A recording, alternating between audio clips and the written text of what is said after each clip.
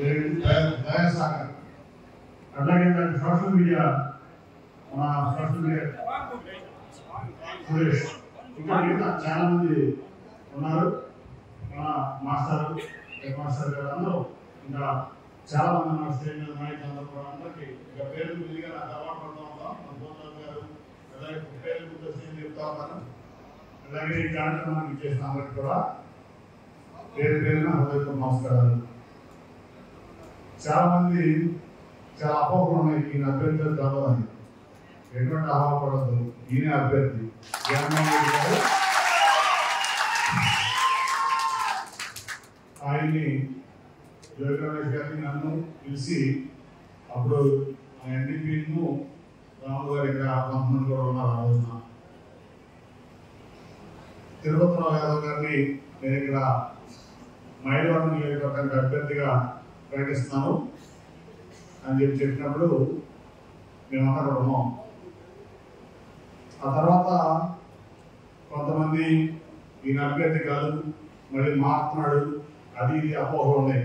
అటువంటి అపోహలేమి పెట్టుకోవద్దు. తిరుపతిరావు యాదవ్ గారే ఇక్కడ మైలవరం అభ్యర్థి పోటీ చేస్తున్నాడు. మైలవరంలో చరిత్ర తిరగరాస్తున్నాడు. ఎంతమంది ఎంత డబ్బు ఖర్చు పెట్టినా, ఎవరు అభ్యర్థి అయినా, ఇక్కడ వసంత కృష్ణ ప్రసాద్ మళ్ళీ టీడీపీలో వచ్చినా, లేకపోతే దేవినేని ఉమా పోటీ చేసినా, నేరుగా చంద్రబాబు పవన్ కళ్యాణ్ కలిసి ఇక్కడ పోటీ చేసినా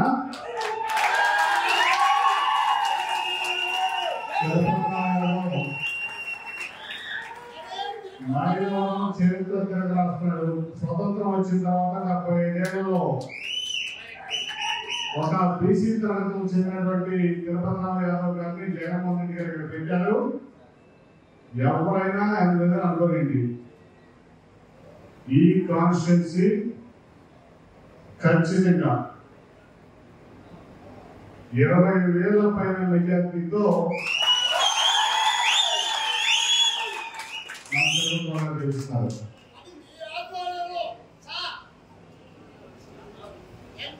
ఇలాంటి మాస్టర్ మాట్లాడుతూ చెప్పారు, మేము కృషి చేస్తాం, 5 వేలు అడిగి ఉంటుందని.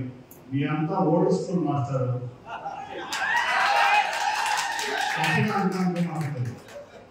ఓటీన్ ఎలక్షన్ వేరు, 19 ఎలక్షన్ వేరు, 24 ఎలక్షన్ వేరు చెప్తున్నా.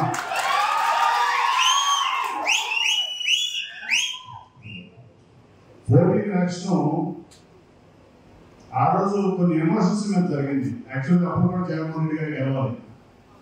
మీరు నాకు చెప్పింది 5 వేలతో గెలుస్తారని చెప్పి, కొంచెం అటు అయినా 5 వేలతో గెలుస్తాను తప్ప మాట్లాడు.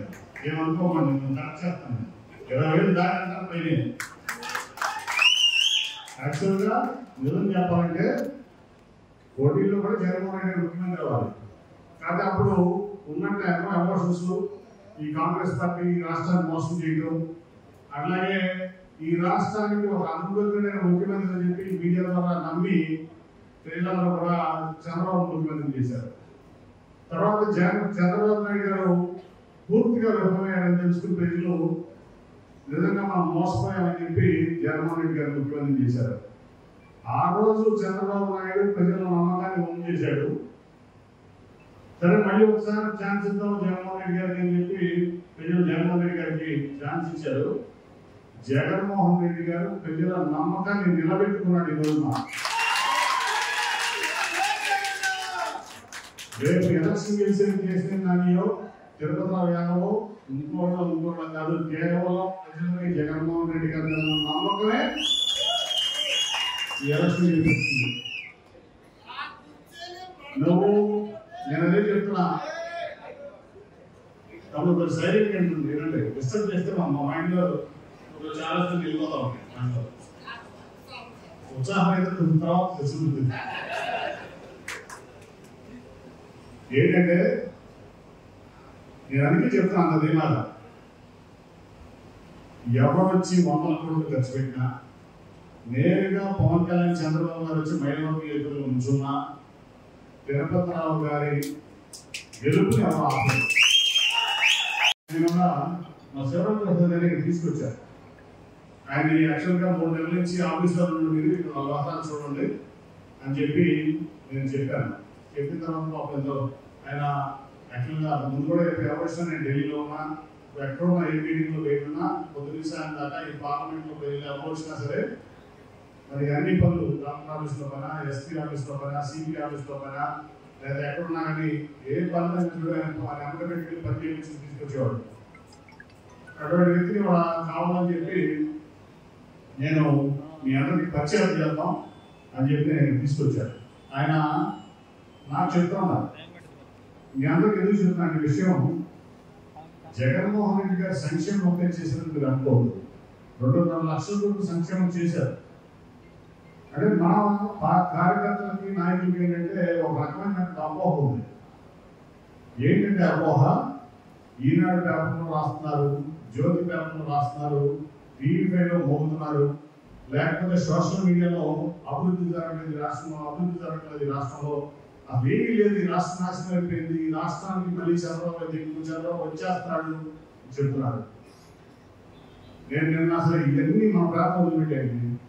నిన్న జగ్గంపూడి రాజా గారు రాజానగరం రామంటే ముఖ్య అతిథిగా కొన్ని అభివృద్ధి కార్యక్రమాలకి శంకుస్థాపన, కొన్ని అభివృద్ధి కార్యక్రమాలకి ప్రారంభోత్సవాలు చేస్తున్నాం. రాజానగరం అంటే ఒక రోడ్డు నియోజకవర్గం, 1100 కోట్ల రూపాయలు అభివృద్ధి జరిగిందా? ఎంత? 1100. నేను ఆశ్చర్యపోయాను. మీరు నమ్మండి. మరి మైలవరంలో ఎందుకు జరగలేదు?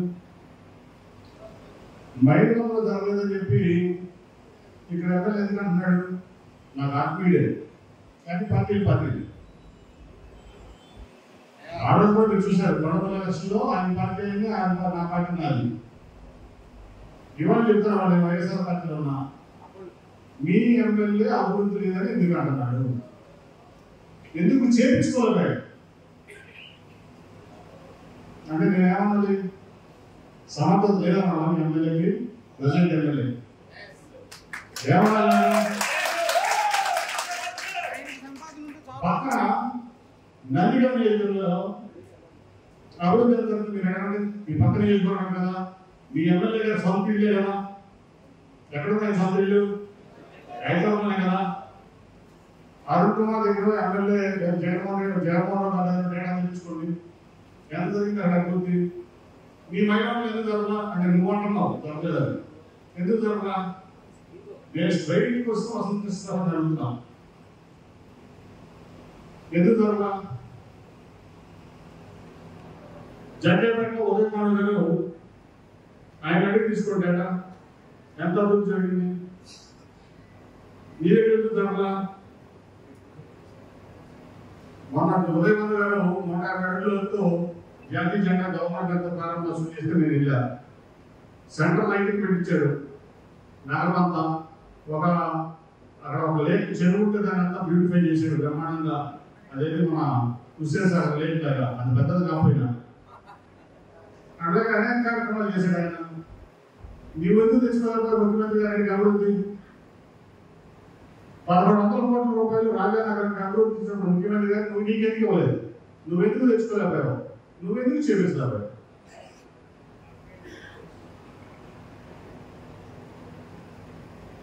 చెప్పండి, మీరే చెప్పాలి. నేను అనేది ఏంటంటే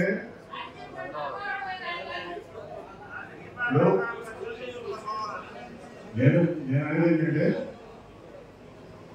జగ్గంపేటలో జరిగిన అభివృద్ధి ఎందుకు జరిగింది? నందిగామలో జరిగిన అభివృద్ధి ఎందుకు జరిగింది? తిరువురులో జరిగిన అభివృద్ధి ఎందుకు జరిగింది? రాజానగరంలో 1100 పెట్టే రామలో జరిగిన అభివృద్ధి నీకు ఎందుకు జరగలేదు? మరి మీరు చెప్పాలి సమాధానం, మీ ఎమ్మెల్యే గారు చెప్పాలి సమాధానం, నేను కాదు. అట్లాగే ఇవాళ మా శివరామప్రసాద్ గారు డేటా చెప్తున్నారు. ఆయన యాక్చువల్గా చెప్తాను అనుకుని నేను తీసుకొచ్చాను. సార్ నేను చెప్తాను, రోజు 30,000 కోట్ల రూపాయలతో జగన్మోహన్ రెడ్డి గారు మీ వద్ద పాలన తీసుకొచ్చాడు. సెక్రటరియట్లు కట్టాడు. ఇవాళ 10,000 సెక్రటరీ సొంత బిల్డింగ్లో ఉన్నాయి గ్రామాల్లో, అవునా? ఒప్పుకుంటారు మీరు? 20,000 సచివాలయాలు పనిచేస్తున్నాయి, కానీ 11,000 దగ్గర 11,000 సచివాలయాలు సొంత బిల్డింగ్లు ఉన్నాయి, ఆర్బీకేలు ఉన్నాయి, వెల్నెస్ క్లినిక్లు ఉన్నాయి. దానికోసం ఎంత ఖర్చు తెలిసి గవర్నమెంట్ 30,000 కోట్లు ఎక్కడుంది? ప్రతి గ్రామంలో ఉంది, ప్రతి నగరంలో ఉంది. కానీ చంద్రబాబు నాయుడు ఒక టెంపరీ సెక్రటరీ కంటే అభివృద్ధి చెప్తున్నాడు. అవునా? ఒక టెంపరీ సెక్రటరీ మీ అస్పత్రాల గురించి నమ్మకం నన్ను అవునా కదా? ఒక టెంపరీ సెక్రటరీ కట్టాడు, ఒక టెంపరీ హైకోర్టు కట్టాడు, ఒక టెంపరీ అసెంబ్లీ కట్టాడు, ఒక టెంపరీ కౌన్సిల్ కట్టాడు. దాన్ని చూపించిన నేను అభివృద్ధి చేశానని మరి మీడియా చెప్తాను. Polluted polarized media. మనం నమ్ముతున్నాం. 30,000 కోట్ల రూపాయలతో మీకు ప్రతి గ్రామంలో కళలు ఆడుతున్నాయి. ఇవి ఏ పని కావాలన్నా 11 మంది 12 మంది సచివాలయ స్టాఫ్ ఎక్కడ ఉంది ప్రపంచంలో భారతదేశంలో మాట్లాడలేదు. నేను రెస్పాన్స్ ఇది ఉందా? ఎక్కడా లేదు. 4 లక్షల మందికి వాలంటీర్లు కాకుండా సెక్రటరియట్లో ఎంప్లాయీస్ కలిపి 4 వాలంటీర్లు కలిపి 4 లక్షల ఉద్యోగాలు వచ్చారు. మీకోసం వాలంటీర్ వ్యవస్థ పనిచేస్తాం. 50 కుటుంబానికి ఒక వాలంటీరు. మీకు కరోనా కాలంలో ఈ భారతదేశంలో ప్రపంచమంతా ఇబ్బంది పడింది. ఈ భారతదేశంలో ఎక్కడా జరగని విధంగా ప్రజలకు రక్షణగా అండగా నిలబడింది వాలంటీర్ వ్యవస్థ. కదా మనం ఎందుకు చెప్పుకోలేకపోతున్నాం? మనం ఎందుకు చెప్పుకో? మీరందరూ నాయకులు కాబట్టి అడుగుతున్నాను. మనం ఎందుకు చెప్పుకోలేకపోతున్నాం? చెప్పాలి చెప్పాలి చెప్పాలి. ఎక్కడ గ్రామాల్లో వెళ్ళి అవ్వాలి. ప్రజలు మీ దగ్గరికి వచ్చే అభివృద్ధి లేదు, మీ గవర్నమెంట్ అది లేదు, జనాల దగ్గరికి వెళ్ళి మీ ప్రతాపం చూపించాలి. అంటే మొట్టమొదటి మాటలు చెప్పాలి. ఇవన్నీ ఇంకా ఏమైనా డేటా కావాలంటే జేసీ భవన్ అంటే శివరామప్రసాద్ గారు మీకు ఇస్తారు. పేపర్ పిక్చర్ తీసాం, వాట్సాప్ ఉన్నాం. మేము ఈ 40 రీసెర్చ్ చేసి చెప్తున్నాం. ఇవన్నీ పుట్టి మాటలు చెప్పలా. మీకు మీ ఇంటి ముందుకి చిన్నపాటి హాస్పిటల్ వచ్చిందా రాదా? వచ్చిందా రాదా? ఎక్కడ ఉందా ఇది ప్రపంచంలో? 2,000 మందికో 3,000 మందికో ఒక చిన్నపాటి నర్సింగ్ హాస్పిటల్ మొత్తం ఎక్కడ ఉందా? పావుకాడు దగ్గర నుంచి అన్నింటికి మందులు ఎక్కడ ఉన్నాయా? 140 రకాల మందులు ఉన్నాయి. నర్సింగ్ స్టాఫ్ ఉంది. అట్లాగే అందుబాటులో నేను రాజానగర్లో 30 బెడ్ హాస్పిటల్ చేశాను. నేను వెళ్ళి 8 కోట్లు పెట్టి 30 బెడ్ హాస్పిటల్. మళ్ళీ అది సీతానగరం రాజనగరం కూడా రాజనగరంలో ఒక చిన్న పని ఉంది. అంటే ప్రతి మండల హెడ్ క్వార్టర్స్ లాగా ఒక 30 బెడ్లో 50 బెడ్లో హాస్పిటల్. మీకు 2,000 మందికో 3,000 మందికో చిన్న విలేజ్ క్లినిక్. అట్లాగే ఇవాళ శివరామప్రసాద్ అని చెప్పారు 17 జిల్లాల్లోనో 18 జిల్లాల్లోనో మరి మెడికల్ కాలేజ్ 8,500 కోట్లు పెట్టి మెడికల్ కాలేజ్ పెట్టి జగన్మోహన్ రెడ్డి గారు చంద్రబాబు పెంచిన 8,500 కోట్లు. ఎంత? 8,500 కోట్లు. ఒక్క రాజధాని రాజధాని రాజధాని అని చెప్పి దాని మీద దృష్టి పెట్టి అది కూడా టెంపరీ రాజధాని కట్టి 33,000 ఎకరాల రైతులు తీసుకుని గవర్నమెంట్ భూములు ఒక 20,000 ఎకరాలు నీ కింద పెట్టుకుని నీ సీట్ కింద రియల్ ఎస్టేట్ వ్యాపారం చేసుకుంటూ 5 ఏళ్ళు ప్రజలను మోసం చేసి మళ్ళీ మోసం చేయడం కోసం పవన్ కళ్యాణ్తో కలిపి కూడా మళ్ళీ వచ్చి మనకు చెప్తాంటే మనం జగన్మోహన్ రెడ్డి గారికి చేసినటువంటి పనులు సంక్షేమం 2,50,000 కోట్లు ఇచ్చిన మొగోడు ప్రపంచంలో శివరామప్రసాద్ గారు నాకు చెప్పారు 1,65,000 కుటుంబాలు అంటే 1,50,000 కోటి 65,000 కుటుంబాలు ఈ రాష్ట్రంలో ఉంటే 1,65,00,000 కుటుంబాలు ఈ రాష్ట్రంలో ఉంటే 1,35,00,000 కుటుంబాలకు సంక్షేమం ఇచ్చినటువంటి మొగోడు అంటే జగన్మోహన్ రెడ్డి. 30 లక్షల కుటుంబాలకు మాత్రమే సంక్షేమం వెళ్ళాలి. 4 కుటుంబాలకి లేదా ఇక్కడ మీ ఎమ్మెల్యే కుటుంబాలకి తప్ప 1,35,000 కుటుంబాలకి సంక్షేమం 2,00,000 రూపాయలు ఇచ్చినటువంటి ఘనత ఒక మగవాడు జగన్మోహన్ రెడ్డి గారు వ్యక్తులు అంటే 1,35,000 కుటుంబాల్లో ఎస్సీ ఎస్టీ మైనారిటీ బీసీఏ కాదు, కమ్మున్నారు, రెడ్డున్నారు, కాపున్నారు, బ్రాహ్మణున్నారు, వయసున్నారు, ఆల్ ఫార్వర్డ్ చేస్తున్నారు. కావాలంటే మీ నియోజకవర్గంలో గౌరవకి ఎంతమంది గ్రామాలకు వచ్చినాయో నేను చెప్తాను సార్.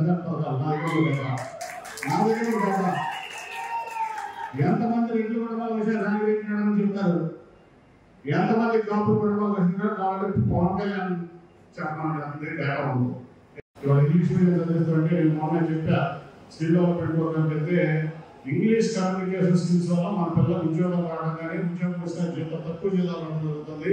కంపల్సరీ ఇంగ్లీష్ మీడియం రావాలని ఆకాంక్షించే ముందు కూడా దానిలోనే విద్యాలయం చెప్పడం జరిగింది. కాబట్టి ఈ విషయాలన్నీ కూడా మనం ప్రజల్లోకి తీసుకెళ్ళి మళ్ళీ జగన్మోహన్ రెడ్డి గారు తిరుపతిలో యాదవ్ గారి కోటేయడం కేసీఆర్ నాని కోటేయడం కాదు, ప్రజలందరూ జగన్మోహన్ రెడ్డి గారిని మళ్ళీ ముఖ్యమంత్రి చేయాల్సిన మన పార్టీ కాకుండా ఈ 1,30,00,000 కుటుంబాలు ఉందని. ఎందుకంటే ఆయన లేకపోతే ఈ పథకాలలో, ఈ రాష్ట్రంలో, ఈ అభివృద్ధి ఉంది, ఈ సంక్షేమం ఉంది, మన పిల్లలు చదువుకుంటాం, ఇవన్నీ మన ఆరోగ్యం కూడా ఉంది. అలాగే ఆరోగ్యశ్రీలో కూడా 25 లక్షల కుటుంబానికి అంటే ఒక హెల్త్ కేర్లో మనం చూసాం ఇంతకుముందు ఎన్ని రకాల ఇబ్బందులు పడేవాళ్ళు. ఇవాళ వ్యవస్థ ఆరోగ్యాన్ని మరి మనందరి ఆరోగ్యాన్ని కాపాడేటువంటి పథకాలు కింద నుంచి పైన కూడా హెల్త్ మీద అంత కాన్సన్ట్రేషన్ చేసి మరి ఆయన ప్రతి ఒక్కరి ఆరోగ్యాన్ని ఇంక్లూడింగ్ ఆరోగ్యశ్రీ మీకు రాకపోతే 10 లక్షలు ఆరోగ్యశ్రీలో ఒక కుటుంబానికి వస్తుంది. ఇంకా ఇబ్బంది పడితే మరి మన సీఎం రిలీఫ్ ఫండ్ ఉంది, పిఎం రిలీఫ్ ఫండ్ ఉంది. సో ప్రజల ఆరోగ్యానికి ఇబ్బంది లేకుండా చేసినటువంటి వ్యక్తి ఆ రోజు వైఎస్ఆర్ గారు అయితే ఇవాళ జగన్మోహన్ రెడ్డి గారు. ఇంకా చాలా రకాల వైద్య కళాశాల కానీ, విలేజ్ క్లినిక్ కానీ, చిన్న రెఫరల్ హాస్పిటల్స్ కానీ, చిన్న ముప్పై హాస్పిటల్స్ కానీ, వైద్య కళాశాల కానీ, నర్సింగ్ కళాశాలలు కానీ ఇన్ని తీసుకొచ్చినటువంటి రిఫార్మ్స్ తీసుకొచ్చినటువంటి వ్యక్తి ఈ భారతదేశంలో ఇంత షార్ట్ టైంలో ఉన్నారంటే అది జగన్మోహన్ రెడ్డి గారు. ఆయనకి ఓటేయాలన్నాం, ఆయనకి ఓటేయాల్సినటువంటి బాధ్యత మన మీద, రేపించుకోవాల్సినటువంటి బాధ్యత మన మీద ఉంది, ప్రజల మీద ఉంది. ఆయన ముఖ్యమంత్రిగా చేసుకోవాల్సిన బాధ్యత మన అందరి మీద ఉందని తెలియజేస్తూ మీకు ఏ ఇబ్బంది ఉన్నా నేను అందరూ చెప్తున్నా. శివరాం ప్రసాద్ గారిని కూడా ఇవాళ అందుకే తీసుకొచ్చి ఇక్కడ నేను బయట ఎలక్షన్ క్యాంపెయిన్ లాగా తిరుగుతున్నా. ఏ పనున్నా 24 hours కేసీఆర్ భవన్ మీకు అందుబాటులో ఉంది. తిరుపతి రామారావు మళ్ళీ ఎమ్మెల్యే అయ్యి సామంతులు